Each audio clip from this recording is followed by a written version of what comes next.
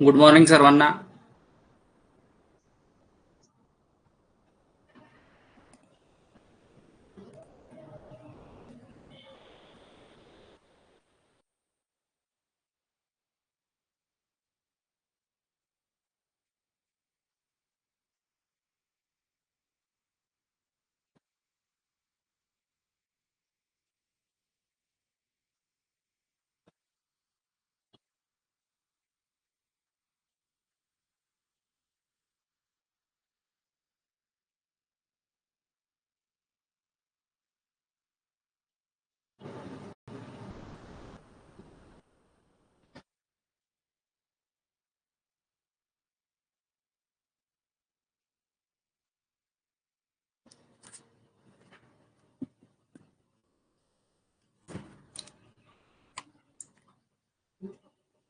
तुमच्या स्क्रीनवर एक चॅट बॉक्स आहे. तुम्हाला काही अडचणी असतील तर तुम्ही विचारू शकता. ओके. आवाज येतोय माझा? चॅट बॉक्सला मला येस नो सांगा. आवाज येतोय सर्वांना?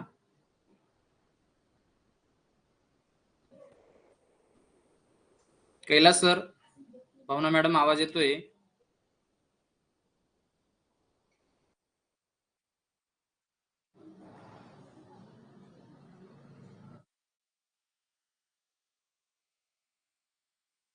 ओके.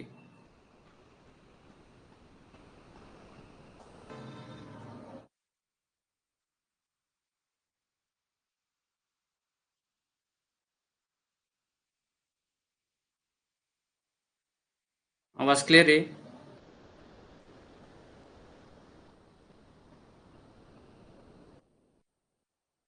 आवाज क्लिअर आहे?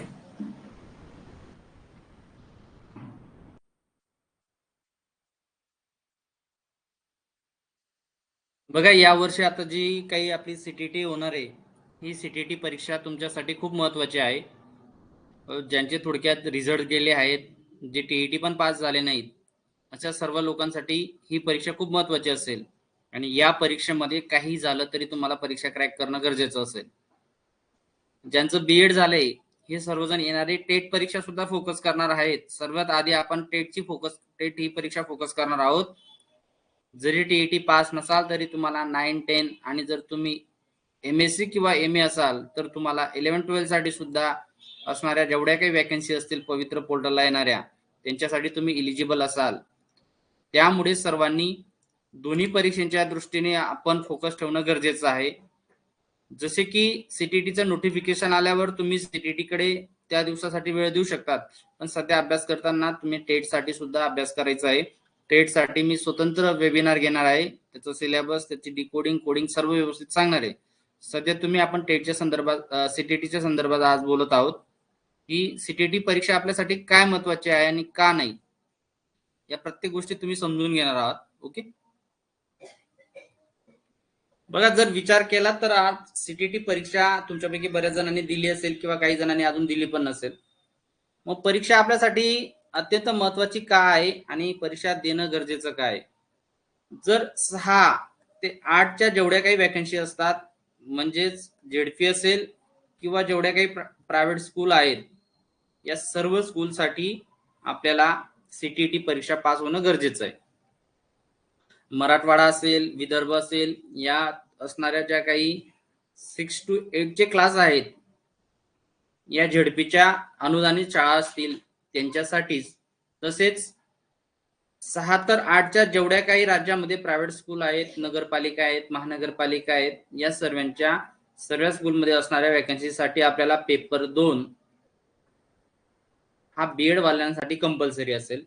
आणि ज्यांचं पेपर 1 असेल, म्हणजे जे डीएड झालेत, यांना इयत्ता 1ली ते 5वी साठी कंपल्सरी आपल्याला पेपर 1 पास होणं गरजेचं आहे. 1 to 5 या वर्गासाठी तुम्हाला पेपर 1 हा काही झालं तरी पेपर 1 तुम्हाला क्वालिफाय होणं गरजेचं आहे, हे सर्वांनी लक्षात घ्या. परीक्षेचा आवाका काय आहे, परीक्षेचा सिलेबस काय असेल याच्या संदर्भात मी पुढे बोलतोय. पण सध्या आता तुम्हाला काय करायचं आहे आणि काय नाही हे तुम्ही समजून घेणं खूप गरजेचं आहे. ओके. जर आपण बघितलं तर सीटीटी परीक्षा ही आपल्याला 2 माध्यमातून देता येते. एक म्हणजे हिंदी आणि दुसरं म्हणजे इंग्रजी माध्यम. जर तुम्ही विचार केला तर एक तर पास साठी आपल्याला पेपर 1 हा गरजेचा आहे आणि पेपर 2 हा आपल्याला 6 ते 8 या वर्गांसाठी अत्यंत आवश्यक आहे. ओके. पेपर 1 आणि पेपर 2च्या बाबतीत काय, पेपर 1च्या बाबतीत काय सिलेबस असेल तो आपण थोडक्यात बघूया.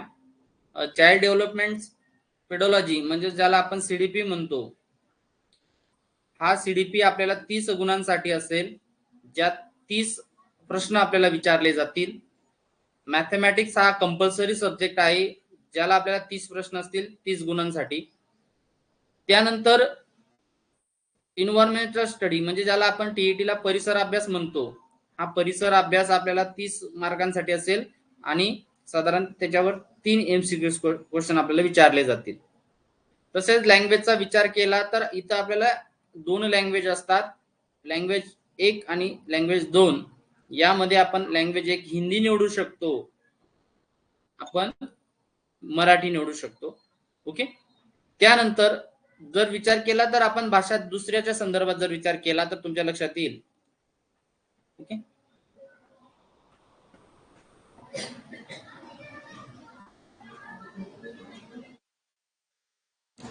Yes sir.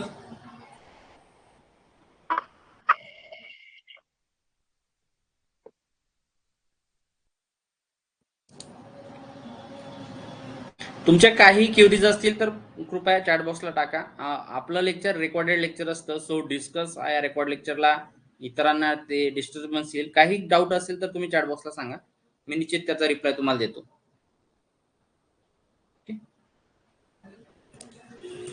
तर अशा प्रकारे पेपर 1च्या संदर्भात मराठी हिंदी पहिली लँग्वेज तुम्ही निवडू शकता, अदरवाईज मराठी किंवा दुसरी भाषा तुम्ही मराठी किंवा हिंदी निवडू शकता.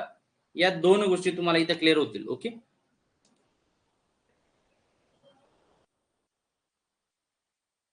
परीक्षांचे माध्यम आणि किती भाषांमध्ये परीक्षा होतात, साधारण 15 लँग्वेज मध्ये आपल्याला परीक्षा देता येत असतात.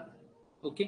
म्हणजे लँग्वेज निवडायचे असतात आपल्याला, मराठी पण लँग्वेज असते आपली, ज्याचे कोडिंग सुद्धा दिलेले आहेत.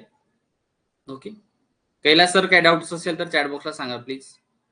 त्यानंतर जर पेपर 2च्या बाबतीत विचार केला तर पेपर 2 ला सुद्धा सीडीपी हा कंपल्सरी आहे.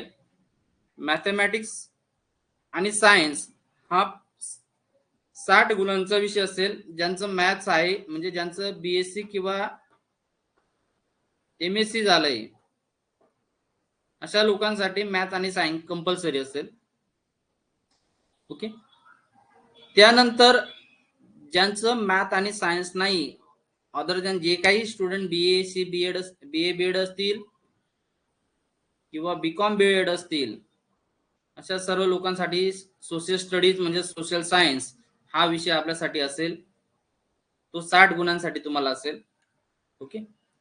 त्यानंतर लँग्वेज 1 आणि लँग्वेज 2 पेपर 1 आणि पेपर 2 नुसार कंपल्सरी असेल. अशा प्रकारची तयारी आपल्याला करता येईल. पेपर 2 1 आणि पेपर 2चा सिलेबस काय तुमच्या लक्षात आला असेल. पेपर 1 आणि पेपर 2चा सिलेबस सविस्तर मी सर्वांना त्याची पीडीएफ आपल्याला या क्लासरूम आयडी मध्ये मी तुम्हाला ही उपलब्ध करून देणार आहे. 2024चं जे काही इन्फॉर्मेशन ब्राउचर होतं ते तुम्हाला उपलब्ध होऊन जाईल.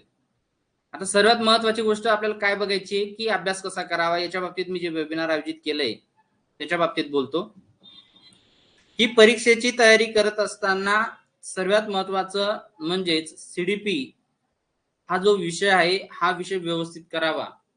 पुस्तकाचा बाबतीत विचार केला तर आर्यन प्रकाशना व्यतिरिक्त कुठलेही पुस्तक वापरू नये ही तुम्ही काळजी घ्यायची. त्यानंतर जो दुसरा विषय आहे आपला पेपर 1 आणि पेपर 2 चा विचार केला तर पेपर 1 साठी जर मॅथचा विचार केला तर एनसीईआरटीचे बुक्स मधून मॅथची प्रॅक्टिस करायची तुम्हाला. सायन्स साठी सुद्धा एनसीईआरटीचे बुक्स वापरायचे आणि सोशल स्टडीज साठी सुद्धा एनसीईआरटीचे बुक्स वापरायचे. जर ज्याचं सोशल सायन्स आहे त्याने इतिहास, भूगोल आणि नागरिकशास्त्र म्हणजेच हिस्ट्री, जिओग्राफी आणि सिव्हिक्स या विषयांसाठी एनसीईआरटीचे बुक्स रेफर करावे सीटीईटी साठी, ही बाब सर्वांनी लक्षात घ्या. मराठी आणि हिंदीच्या बाबतीत काय असेल या संदर्भात तुम्हाला सांगतो, आपली एक बॅच तुमच्यासाठी आपण लवकरच चालू करणार आहोत. ज्या बॅच मध्ये लँग्वेज बॅच असेल त्या लँग्वेज बॅच मध्ये ही मराठी आणि हिंदी या दोन्ही विषयांची व्यवस्थित तयारी तुम्हाला तुमच्याकडनं केली जाईल. या विषयाचा सिलेबस काय असेल त्या सर्व गोष्टी त्याच्यात तुम्हाला सांगेल. हा सिलेबस तर तुम्हाला लक्षात येऊन जाईल. शिक्षकाचे व्यक्तिमत्व काय असेल किंवा गद्य, पद्य, पॅसेज याच्यावर आपल्याला मराठी आणि हिंदीला प्रश्न विचारले जातात ते तुम्ही व्यवस्थित करणं अपेक्षित आहे. एवढ्या बाबतीत तुम्ही ती काळजी घेणं गरजेचं असेल. दुसरी गोष्ट जर तुम्ही याच्या बाबतीत विचार केला मॅथ आणि सायन्सच्या बाबतीत ज्यांचं बीएससी बीएड आणि एमएससी बीएड झालंय यांनी एनसीईआरटीचे सायन्सचे बुक्स रेफर करायचे 7-8 चे 6 to 8 या क्लास साठीचे जे बुक्स आहेत एनसीईआरटीचे ते सीबीएसई पॅटर्नचे बुक्स तुम्ही यूज करायचे आणि मॅक्झिमम क्वेश्चन पेपर सॉल्व्ह करण्याचा प्रयत्न करायचा आहे. अशा प्रकारे जर पेपरची व्यवस्थित तयारी केली तर निश्चित पेपर हा क्रॅक होतो, निश्चित पास होतो. पण पेपर अटेंड करणं आणि पेपर सॉल्व्ह करणं याची प्रॅक्टिस तुम्हाला असणे गरजेचं आहे. कारण ही परीक्षा खूप वेळ खावे, आपल्याला वेळ कंझ्युम होतो, मिळत नाही. म्हणून त्या दृष्टीने प्रत्येकाने पेपर सॉल्व्ह कसा होईल याच्यासाठी आपला स्पीड कसा मेंटेन असेल याची काळजी प्रत्येकानं घेणं गरजेचं आहे. याच्या बाबतीत सर्वांनी काळजी घेणं गरजेचं असेल. ओके, अजून तुमचे काही डाऊट्स असतील तुम्ही चॅट बॉक्सला सांगू शकतात, ते डाऊट सुद्धा मी क्लिअर करेल तुमचे. त्यानंतर जर विचार केला तर एवढ्या गोष्टी तुम्ही जर फॉलो केल्या तर निश्चितपणे परीक्षा तुम्ही पास होणार. त्यानंतर परीक्षेचं नोटिफिकेशन कधीपर्यंत येईल याच्या बाबतीत सांगतो. साधारण जर विचार केला तर एवढ्या 10 ते 15 दिवसामध्ये म्हणजे 10 मार्चच्या आधी परीक्षेचं नोटिफिकेशन 100% येऊन जाईल. परीक्षा ही जुलै एंडिंगला किंवा जून एंडिंगला किंवा जुलै स्टार्ट किंवा मध्ये तरी कुठेतरी असेल.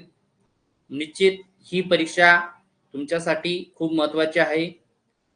ज्यांना टीईटी खूप हार्ड गेली किंवा आपण टीईटी पास होऊ शकत नाही असं ज्यांना वाटत होतं त्यांनी ही परीक्षा आता सध्या तरी फोकस करावी.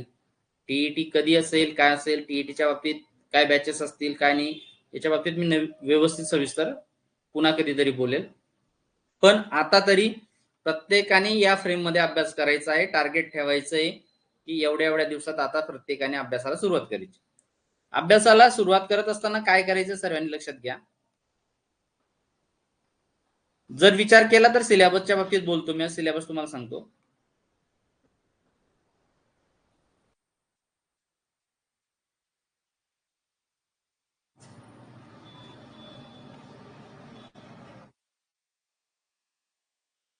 पेपरचा जो टाइम असेल साधारण परीक्षेची वेळ ही आपल्याला 2 तास 30 मिनिटं पेपर 2 साठी पण असतो आणि पेपर 1 साठी. पेपर 2 हा मॉर्निंगला असतो, पेपर 2 हा मॉर्निंगला असेल आणि पेपर 1 हा आफ्टरनूनला असतो. ओके, पेपर कसे असतात पेपरचं शेड्यूल सुद्धा लक्षात घ्या.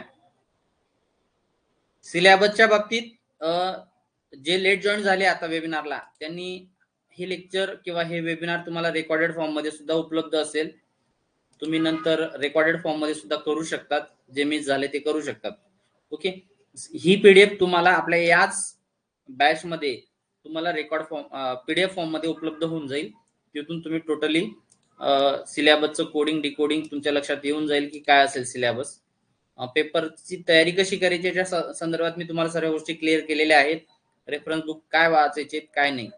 ओके, ज्यांना लँग्वेजची बॅच करायची त्यांच्यासाठी आपण आर्यनचं बुक्स हे प्रत्येकाला घरपोच पाठवणार आहोत. ओके, ते माझ्याकडनं तुमच्यापर्यंत पोहोचवलं जाईल. लँग्वेजची बॅच सध्या तरी आपली सुरू होणार नाही, पण एक नोटिफिकेशन आल्यावर त्या बाबतीत पण बॅच सुरू होऊन जाईल. ओके. बाकी इतर काही गोष्टी असतील तर तुम्ही मला कॉल करून विचारू शकतात.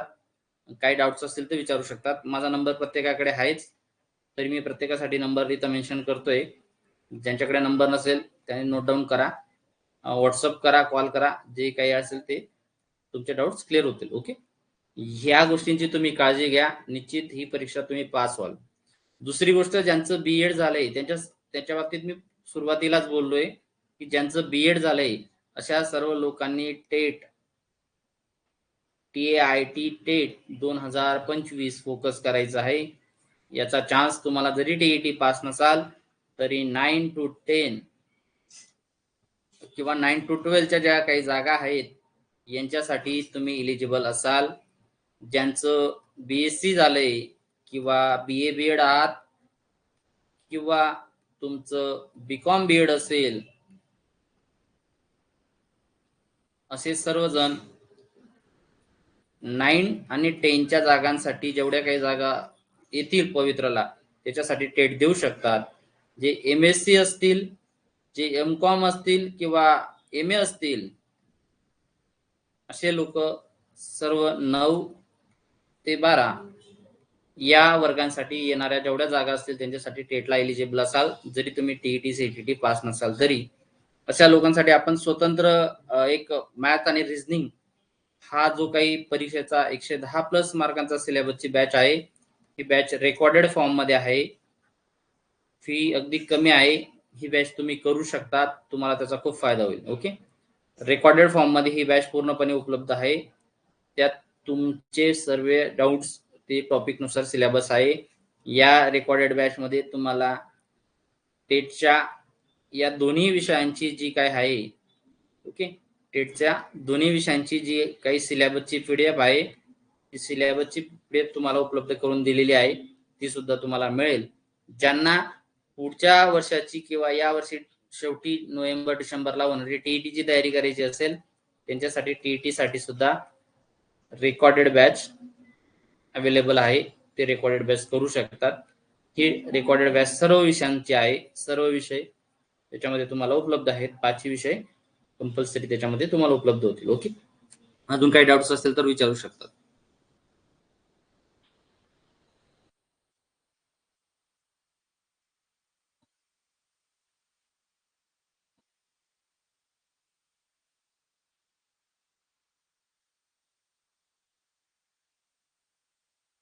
ठीक आहे.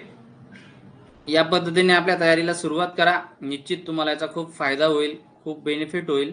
अजून काही तुमचे शंका असतील, काही डाऊट्स असतील तर वारंवार संपर्क करा, तयारी करा. Okay. Good day. Have a nice day.